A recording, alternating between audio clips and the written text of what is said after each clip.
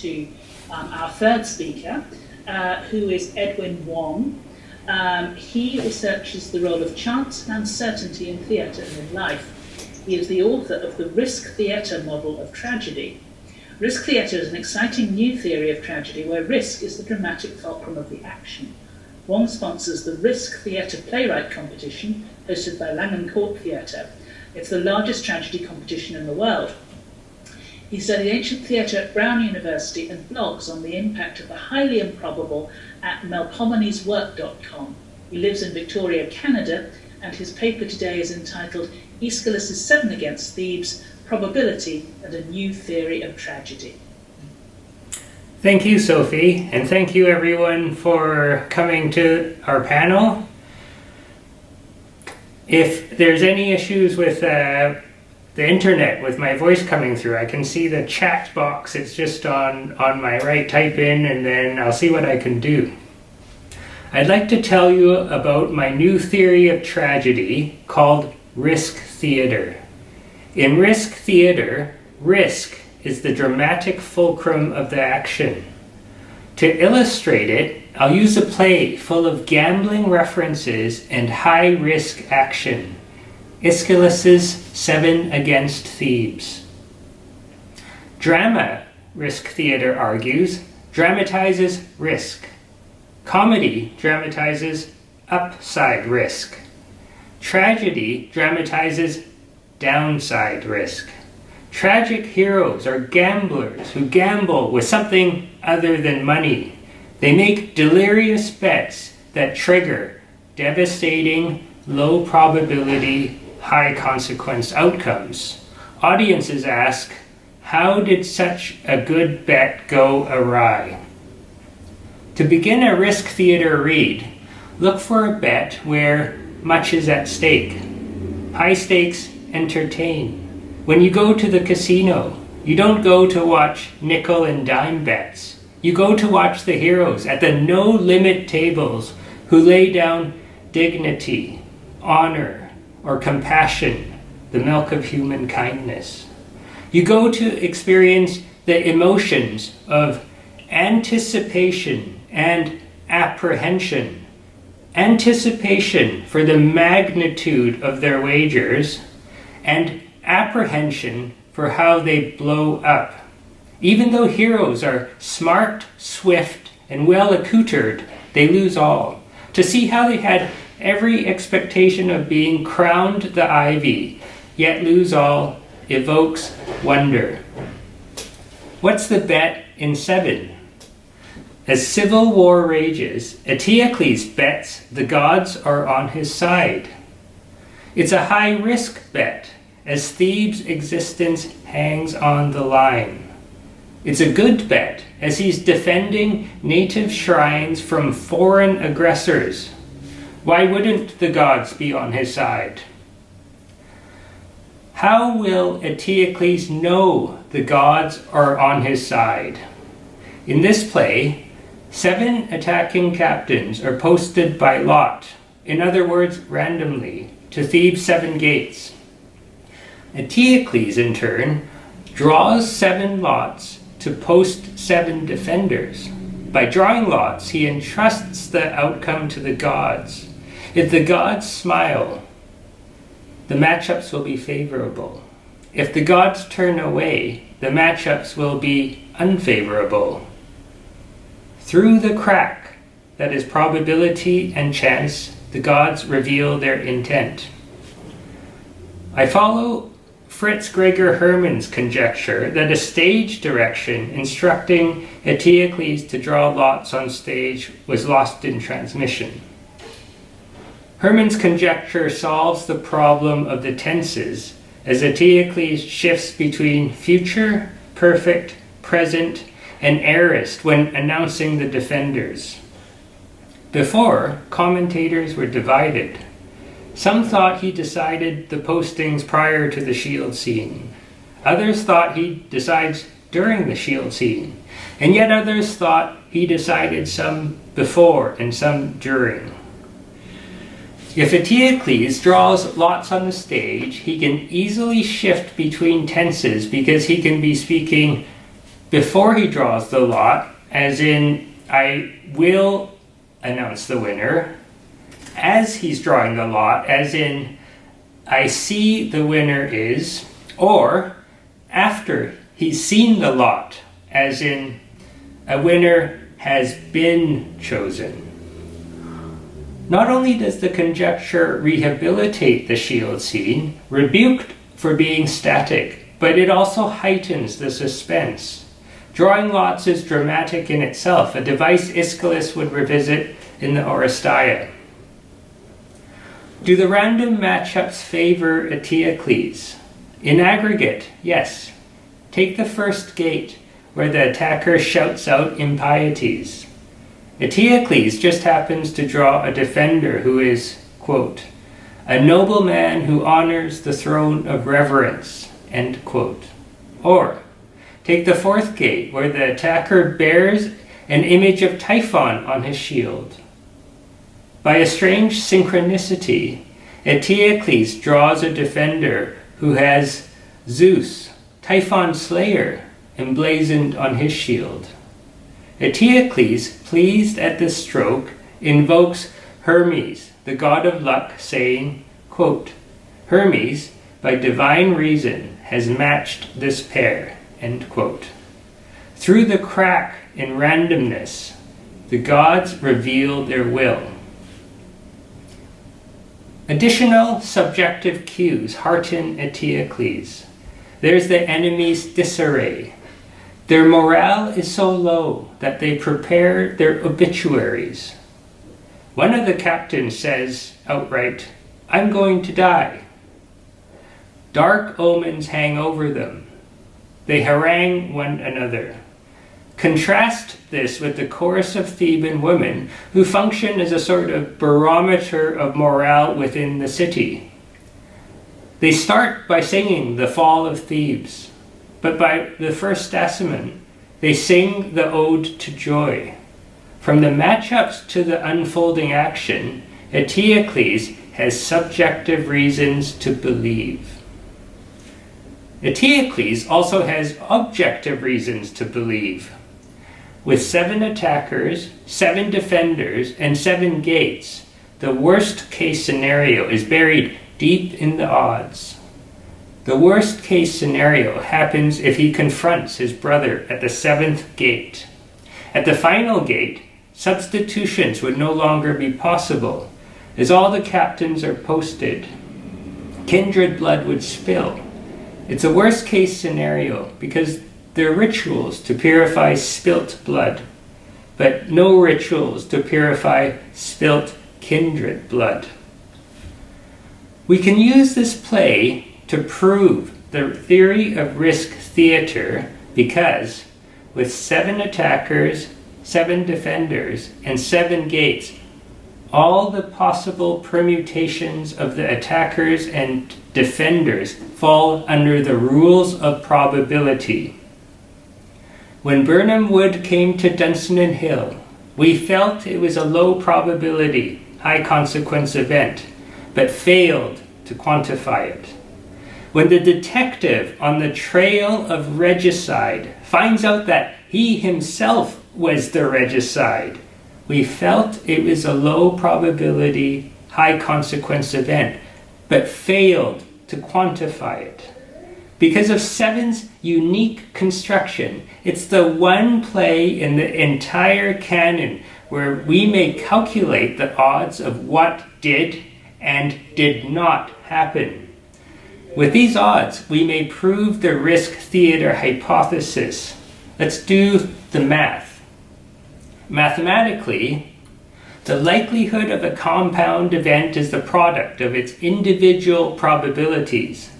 The odds of rolling snake eyes, or 2 ones on 6-sided dice, is 1 to 36, or the product of 1 to 6 multiplied by 1 to 6.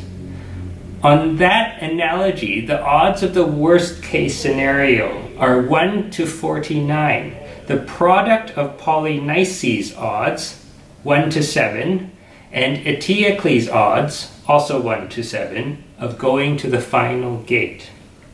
The probability of the worst case scenario happening is exceedingly low, about 2%. Most of the time, in fact, 48 out of 49 times, the worst case scenario is averted. Of course, Aeschylus doesn't dramatize what happens most of the time, but dramatizes the lowest probability, highest consequence event. And that is exactly what risk theater theory predicts. If you say the 1 to 49 odds aren't enough to entice you to take a look at this theory, if you say I need at minimum 1 to 1,000 odds to be convinced that risk is the dramatic fulcrum of the action, then I offer you this. The odds of the brothers meeting at the seventh gate are 1 to 49, to be sure, but that figure hardly reflects the chance of all the matchups taking place exactly as they did.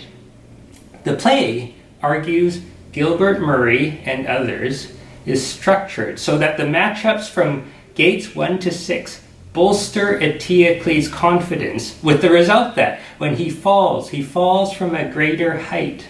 The play would be less if the captain with the Typhon device encounters anyone but the captain bearing Typhon's slayer.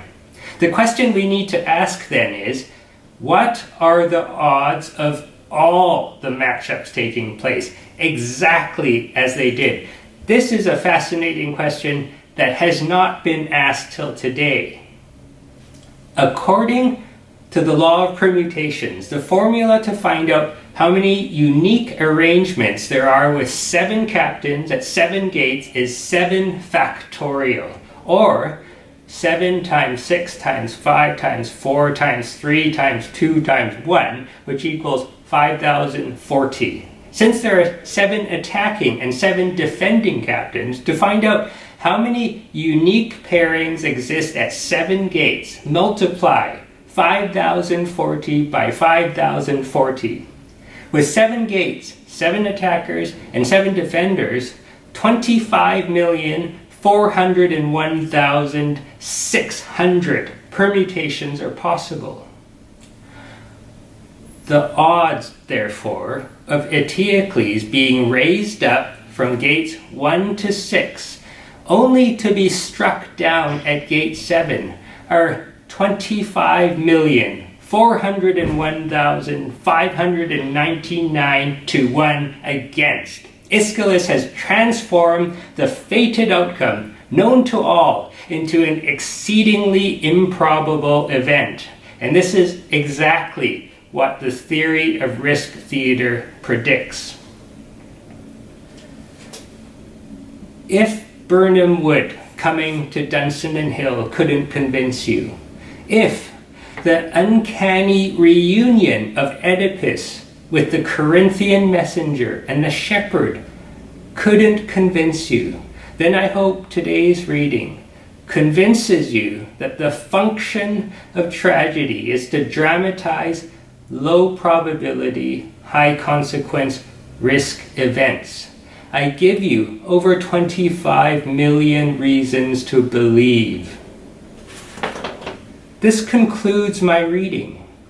Tragedy starts with a bet, and all in bet with much at stake. It's a good bet with a high likelihood of success. But the hero's expectations are dashed when, against all odds, the unexpected happens. Tragedy functions by suppressing the subjective odds of the fated event happening, so that when it happens, the audience is dumbstruck. Fate suppressed rages and explodes. To take risk theater from page to stage, I founded the world's largest competition for the writing of tragedy with Langham Court Theatre, one of Canada's oldest and most respected theatres. Every year, winners receive over $11,000 in cash and a trip to Victoria, which culminates in a workshop and staged reading. Congratulations to Brooklyn playwright Gabriel Jason Dean for winning the inaugural competition with his play In Bloom, the story of a well-meaning journalist who crosses the line. The competition website is at risktheatre.com. Risk Theatre is inaugurating a new tragic age in drama and literature that will rival 5th century Athens and the English Renaissance. Aeschylus' Seven leads the charge as Risk Theatre's paradigm play. Risk dominates today's headlines, and to understand risk, we return to the ancients who began by dramatizing the consequences of what happens when more things happen than what we think will happen.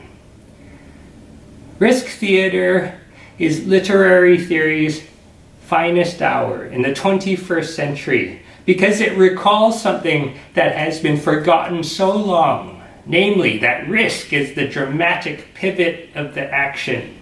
I challenge you to use it on all your favorite works, whether they're novels, history, biography, opera, or films. And I promise you, you'll never read a work of literature the same way. Please tell everyone about this bold new tool of interpretation and ask your local library to carry my book. Reviewers, there's review copies available at the Classical Journal and the Bryn Mawr Classical Review. An audiobook version, narrated by Greg Patmore of Coronation Street, is also available. And I'll try sharing my screen to see if you can see the cover. I don't know if this is showing up, but if someone punches something into the chat column, here's the cover. It's available on paperback, and this is the audiobook cover if you can see it. Thank you, and welcome to the new tragic age.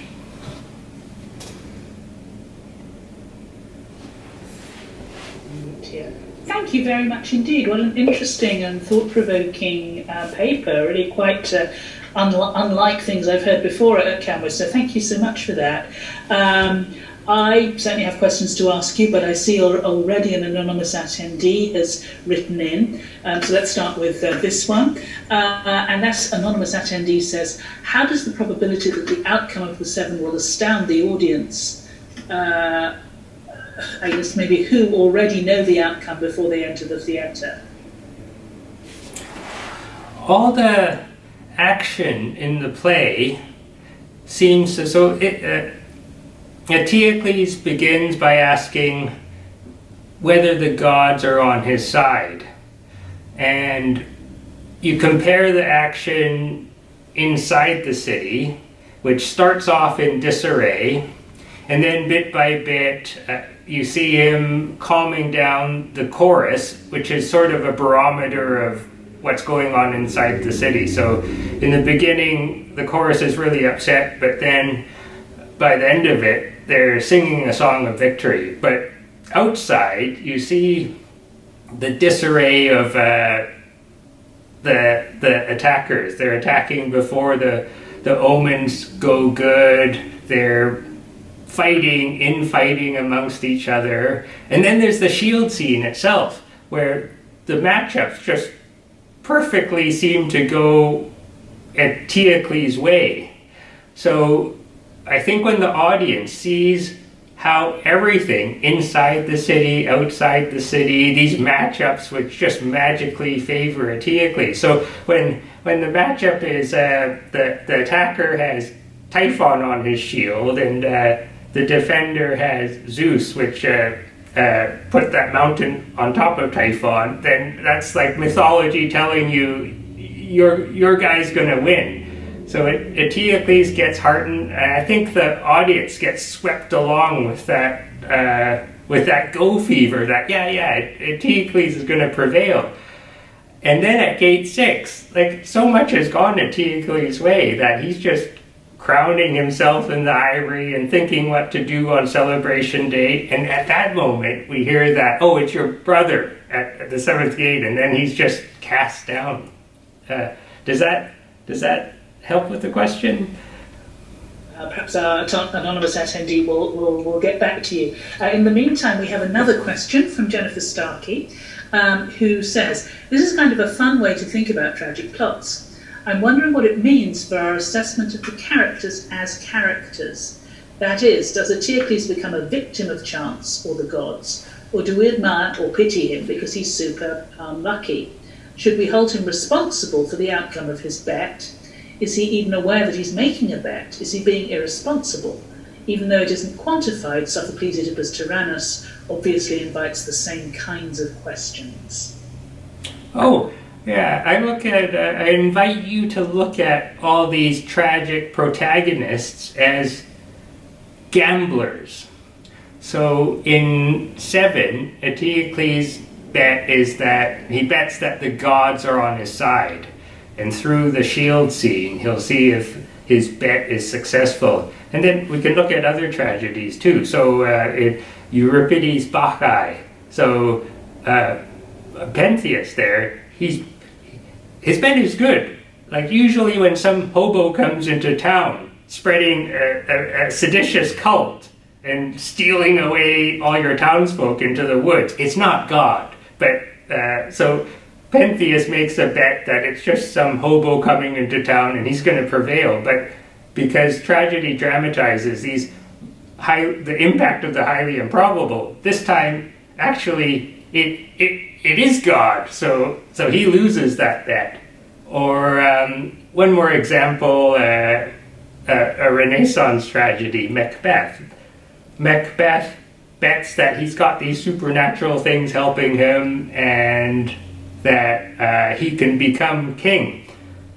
But the low probability event is that this Burnham wood, he didn't think it could come up Dunsinane Hill because the roots are all fixed into the ground. But then when Malcolm's forces hew down a branch to use as camouflage, that happens, and he's that's a high probability event for Macbeth because that's the end of him. And I think what the risk theater model of tragedy encourages people to see these heroes and then to reflect in their own lives the impact of how more things can happen than what we think will happen. We see these risk events all around us, like the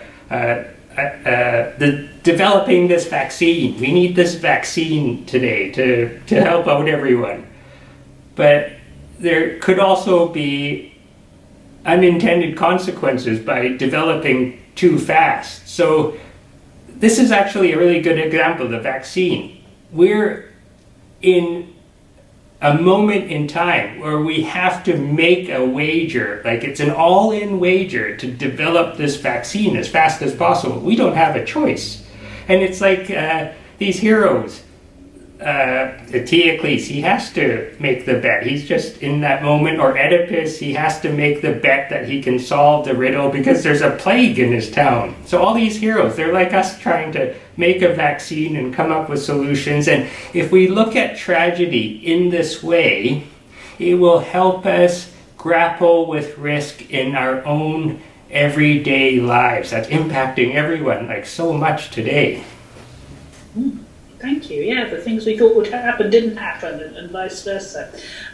There's one more question, actually two more questions.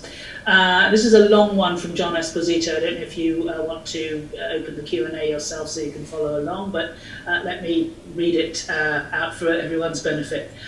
He says, fascinating approach, thank you. I'll definitely check out your website. Two questions. One, your calculation is of pure probability, i.e. random pairings, but the Eteocles-Polynices pairing isn't random, is it? Since they are both supreme commanders and in epic, as a matter of both literary convention and heroic warrior band practice, supreme commanders are more likely to encounter one another than non-supreme commanders. And number two, Septem uniquely provides specific numbers, but there's a lot of non-quantitative reasoning from and about probability, ACOS, in many genres, including tragedy. and I agree that risk is central to the force of other tragedies and comedy, at least old comedy. So, why does Aeschylus give us specific numbers in this play, aside from the usual 7 is a significant number symbolic response? Is he starting to think about quantifying risk, something that is not generally considered to have been done in Europe until perhaps 15th century Italian gamblers, I think? That's a great question. Yeah, probability theory, John's absolutely right. It's not until Cardano starts in the Italian Renaissance to start counting up the throws of different dice that probability theory arose. So Aeschylus and the ancients didn't have access to probability theory. There's a few passages in Aristotle where, and Cicero also, they talk about the Venus throw, and whether the Venus throw is it actually Venus smiling down on you, or is it chance? And how the ancients understood chance, they couldn't have worked out these odds. They couldn't have worked out the 1 to 49 odds or the 25 million against 1 odds. They wouldn't be able to do that until the 15th century. But what both Cicero and Aristotle say is that they did understand that making the same throw repeatedly, to do that more than once or twice, is highly unlikely.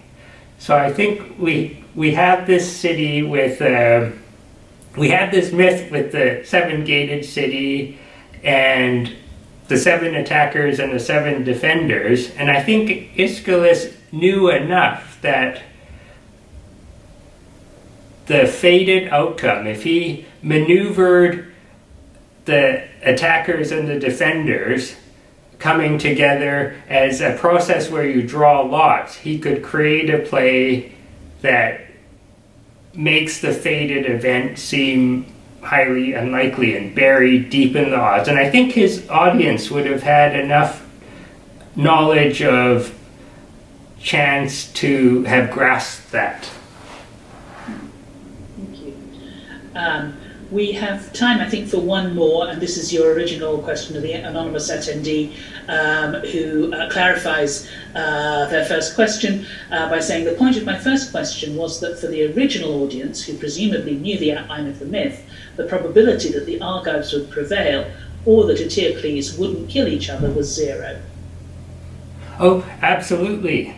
And I think that's what a good dramatist brings you. So in a lot of these plays, the audience already knows the outcome because, first of all, it's fated, or second of all, like in a play like Euripides' Hippolytus, you have this prologue that tells you exactly what's going to happen in the end. But I think it's sort of a cat and mouse game between the playwright on one hand and the audience on the other hand. So this cat and mouse game, what's involved is that the audience comes, and though they know the end, they want the playwright to be able to trick them into making the end seem unexpected. And that's why when the ending happens, they're surprised. So in a play like Macbeth, once the witches say, oh, Macbeth, no one's going to hurt you until Birnam Wood comes to Dunsinane Hill, the game's on. You know with 100% certainty that at some point in the play, this Birnam Wood's going to come to Dunsinane Hill, or Macbeth's going to somehow meet this man that's not born of woman. You know that that's going to happen for an absolute certainty, but that doesn't take away from the thrill of the play, which is Macbeth going on, oh, this can never happen, and then when it happens, the audience feigns surprise at the end. I think the psychological play between the playwright and the audience is somewhat like the psychological warfare between the playwright and the audience. The good playwright is able to take the foreknown or the fated event and make it appear surprising. Thank you very much indeed. Really fascinating approach to tragedy. If you want to type your website details into the chat function for everybody to have, please do feel free to do so. In the meantime, we are going to move on now to our fourth and